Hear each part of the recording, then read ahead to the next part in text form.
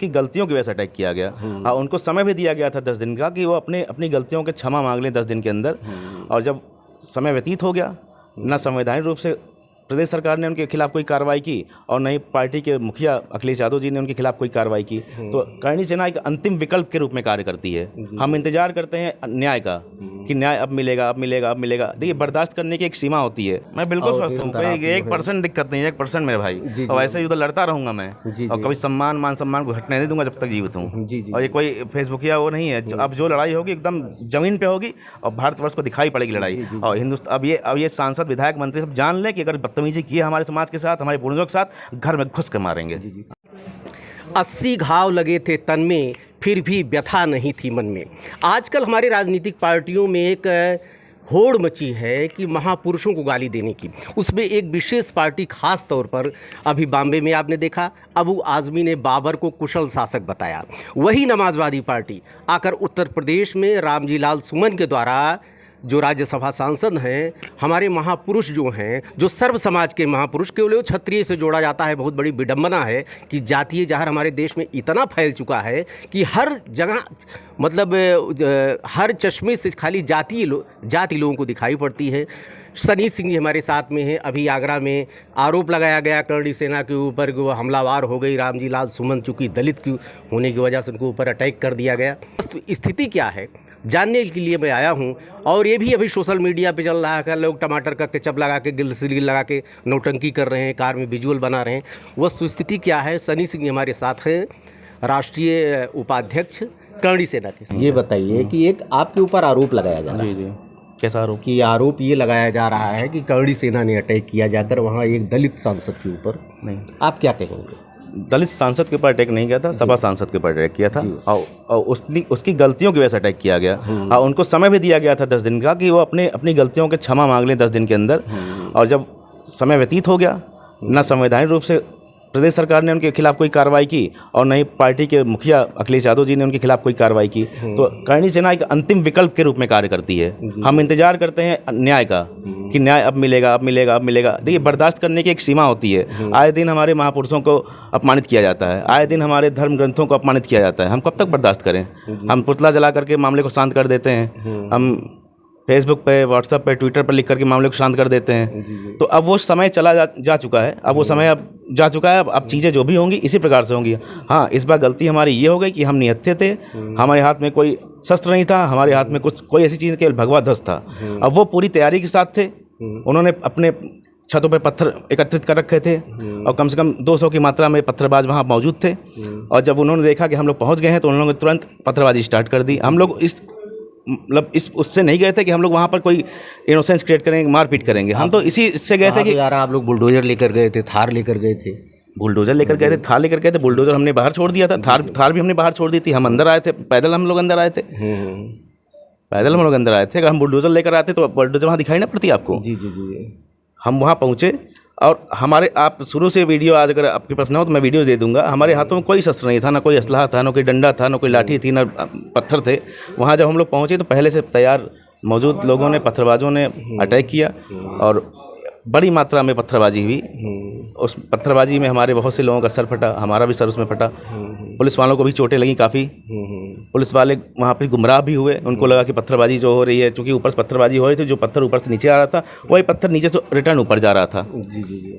भाई, हमारे लोग चूड़ियाँ पहने नहीं, वो भी अपना, जब हाथों में कुछ शस्त्र नहीं था, कुछ नहीं था, तो जो पत्थर नीचे आया तो वो भी अपना स्टार्ट हो गए।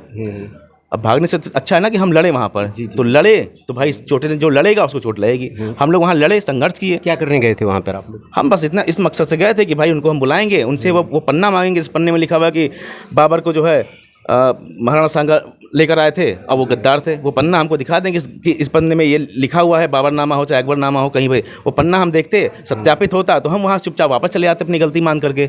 अगर वो सत्यापित ना होता तो उनसे माफ़ी मंगवाते वहीं पर कि आप क्षमा मांगिए, संपूर्ण क्षत्रिय समाज से नहीं, संपूर्ण भारतवर्ष से, क्योंकि केवल क्षत्रिय समाज के गौरव नहीं थे वो। कहा जा रहा है खाली क्षत्रिय समाज जो है उद्दोलित है, करणी सेना को स्पेशल टारगेट किया जा रहा है। ऐसा नहीं है।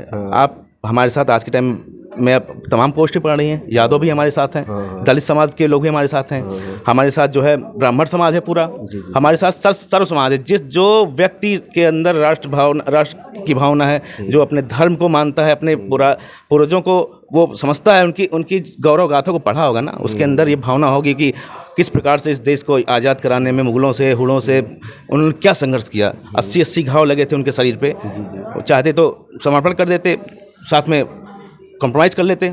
क्या आवश्यकता थी उनको, जो है हमारी गौरव गाथाओं को जो है बाहर की कंट्रीज़ पढ़ती हैं, दुबई, अमेरिका, अफगान, यहाँ तक सोचिए कि जो है इजराइल जैसी कंट्री जो है वहाँ पे हिंदुस्तान का इतना सम्मान है। उसको आज़ाद कराने में हम क्षत्रियों का योगदान था। पढ़िए कभी हाइफा का युद्ध जो है इतिहास के पन्नों में लिखा होगा। आरोप लगाया जा रहा है दलित होने के नाते, खाली दलित है रामजी लाल सुमन, अखिलेश यादव का बयान आया दौर में इसलिए कड़ी से तोपों से तलवारें लड़ी थी, तोपों से तलवारें लड़ी थी। और आज का जो दौर था, हम निहत्थे थे और ऊपर से जो है पत्थर बरसाए जाए थे, तो निहत्थों पे वार हुआ जो है। लेकिन अब ये सबक है कि अगला जब हम अटैक करेंगे, अटैक करेंगे, अब करें, बिल्कुल अटैक करेंगे। ऐसा थोड़ी अंतिम अटैक ये अब अटैक होते रहेंगे। ये देखिए, सेनापति घायल हो जाए, सेनापति मर जाए, हमारी सेना रहेगी। और हमारी सेना अब जान चुकी है उसको क्या करना है। मैं जाऊंगा, मेरे बाद कोई और सेनापति आएगा, वो जाएगा, उसके बाद कोई और सेनापति आएगा। और जब तक भारत सरकार इसके खिलाफ कोई कानून नहीं पारित करती है, हम क्षत्रिय हैं, क्षत्रिय हो, ब्राह्मण हो, एससी समाज को कोई भी भाई, जिस प्रकार से SC/ST को हम कुछ गलत वक्तव्य दे देते हैं तो हमारे ऊपर SC/ST लग जाता है। ठीक है, हम गलत करेंगे भाई, हमको लगे, कोई दिक्कत नहीं है। ये कानून बहुत अच्छा है, इसके हम मतलब वो नहीं करते हैं। लेकिन अगर क्षत्रिय समाज के ऊपर भी कोई टारगेट करता है या ब्राह्मण समाज के ऊपर कोई टारगेट करता है, बदतमीजी करता है, अपशब्द बोलता है, तो उसके ऊपर भी एक ठाकुर एक्ट लगना चाहिए, उसके खिलाफ भी कार्रवाई होनी चाहिए। क्या हमारा मान सम्मान नहीं है? हमारा मान सम्मान नहीं है कि जो मन के जो हमारे महापुरुषों को उल्टा सीधा बोल दे। तो कानून ऐसा संसद में पारित हो कि अगर हमारे महापुरुषों को कोई अपशब्द बोलता है, बदतमीजी करता है, उसके खिलाफ तुरंत कार्रवाई हो। अगर संसद में बोला गया तो उसकी सदस्यता रद्द होनी चाहिए थी। सदस्यता रद्द कर दिए होते, हम लोग शांत हो जाते, या माफ़ीनामा खुले रूप से माफ़ी मांग लिए होते। वो ये स्थिति उत्पन्न ही नहीं होती ना। सत्ता पक्ष के लोग क्या करें? अगर वो बोला तो सत्ता पक्ष के लोगों को उत्तरदायित्व बनता था ना। देखिए, सत्ता पक्ष क्या है, देखिए करणी सेना निष्पक्ष रूप से कार्य करती है। इससे पहले रूपाला ने बयानबाजी की थी, आपने सुना होगा। गुजरात में स्थिति क्या थी आपने देखा होगा। कम से कम 10 लाख के संख्या में हम लोगों ने वहाँ पे धरना प्रदर्शन किया था। अगर आपको वीडियो नहीं, मैं दे दूंगा आपको वीडियोस। तो ऐसा नहीं कि हम लोग भाजपा के लिए कार्य कर रहे हैं तो इनके लिए कोई, हम बस इतना, हम राष्ट्र के लिए काम करते हैं, हम धर्म के लिए कार्य करते हैं। जो धर्म के साथ है वो हमारा साथ है, जो धर्म का विरोधी है वो हमारा विरोधी है, जो राष्ट्र के साथ है वो हमारे साथ है, जो राष्ट्र का विरोधी है वो हमारा विरोधी है। सनी सिंह जी घायल हैं, इसलिए बहुत ज़्यादा तो बात नहीं की जा सकती है। लेकिन जराड़ा सागा के बारे में जैसा मैंने सुना था कि 80 घाव लगे थे, उसके बावजूद वो युद्धभूमि में डटे रहे। वो आज कलयुग के अगर राणा सागा को आपको देखना हो इस समय, तो सनी सिंह जहाँ पर लेटे हैं, जबकि जख्म हैं, घायल हैं। लोग कह रहे थे कि नाटक कर रहे हैं, गाड़ियों में घूम रहे हैं लोग, टमाटर लगा करके, ग्लिसरीन लगा कर, क्या क्या नोटी। लेकिन वो स्थिति यहाँ पर जाना, यहाँ पर अभी नर्स और डॉक्टर लगे हैं कि भैया जल्दी जल्दी आप साक्षात्कार अपना ख़त्म कर दीजिए, मेरा भी नंबर लगने पावे। ढेर सारी शुभकामना आपको, आप जल्दी स्वस्थ हो। मैं बिल्कुल स्वस्थ हूँ, 1% दिक्कत नहीं, 1% मेरे भाई। और ऐसे युद्ध लड़ता रहूँगा मैं, और कभी सम्मान को हटने नहीं दूंगा जब तक जीवित हूँ। और ये कोई फेसबुक या वो नहीं है। अब जो लड़ाई होगी एकदम जमीन पे होगी और भारतवर्ष को दिखाई पड़ेगी लड़ाई। और हिंदुस्तान अब ये सांसद, विधायक, मंत्री सब जान लें कि अगर बदतमीजी की है हमारे समाज के साथ, हमारे पूर्वजों के साथ, घर में घुस कर मारेंगे। युद्ध कहाँ तक टाला जाए? तैयारी के साथ जाएंगे। तो गलती कर दिया हमने, तैयारी नहीं थी, इस बार तैयारी के साथ जाएंगे। या तो इसके खिलाफ कानून बने, पारित हो कि जो बदतमीजी जो कर रहे हैं उनके खिलाफ तुरंत सरकार कार्रवाई करे। और नहीं तो अगर करणी सेना कार्रवाई करेगी तो व्यवस्था के साथ जाएगी, हत्याएं भी होंगी, सब कुछ, एवरीथिंग इज पॉसिबल। हम कुछ भी करने को तैयार, जान लीजिए आप। युद्ध कहाँ तक टाला जाए, द्वंद्व कहाँ तक पाला जाए, तू भी है राणा का वंशज, फेंक जहाँ तक भाला जाए। मैं सनी सिंह जी के साथ था, एक नई ऊर्जा के साथ, एक नई उमंग के साथ फिर करणी सेना खड़ी होगी और अपने महापुरुषों के जो अपमान हुआ है उसके खिलाफ लड़ाई फिर से आगे लड़ेगी। देखते रहिए अयोध्या दर्पण। ढेर सारी शुभकामनाएं आपको, धन्यवाद।